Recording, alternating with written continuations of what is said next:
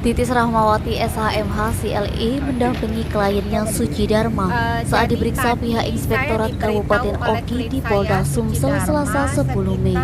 Suci Dharma dimintai keterangan terkait kasus perselingkuhan terhadap suaminya DK ASN di Pemkab Oki. Suci Dharma juga menjalani pemeriksaan oleh tim penyidik di Treskrimum Polda Sumsel terkait laporan penipuan dan perzinahan yang dilaporkannya ke SPKT Polda Sumsel pada tanggal 25 April 2022 lalu. Secara umum Bu, barangkali bisa ini digambarkan Bu, ini kan dari media belum mendapat keterangan secara resmi dari korban. Mewakili korban gimana Bu ini awalnya?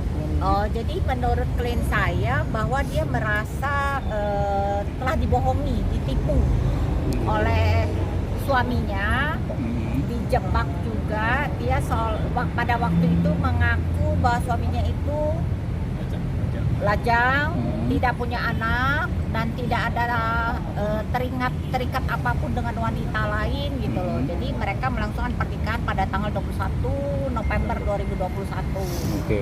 Nah, tapi makin setelah perkawinan itu dia mencurigai suaminya dengan ada chatting-chatting dengan wanita lain dan dia coba susurin seterusnya karena tidak pernah mendapat pengakuan dari suaminya gitu loh, dan dia curiga selalu membawa HP, kalau ke mandi apapun selalu membawa HP gitu. Jadi dia curigai sendiri, dia coba susurin sendiri, walaupun juga akhir-akhir ini dia sering berkonsultasi dengan saya, dan akhirnya dengan ketemu data yang sudah lengkap dia melakukan tes DNA karena ditemukan ada hubungan suaminya dengan wanita lain.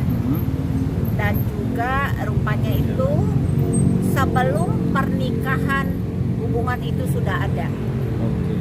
Jadi menurut pengakuan dari si terlapor itu sekitar tahun 2015. Dan sekarang anak itu sudah berumur 4 tahun setengah. Dan perempuan itu merupakan istri orang dan sama-sama staf di tempat Edo pekerjaan Sumeko TV suaminya. melaporkan.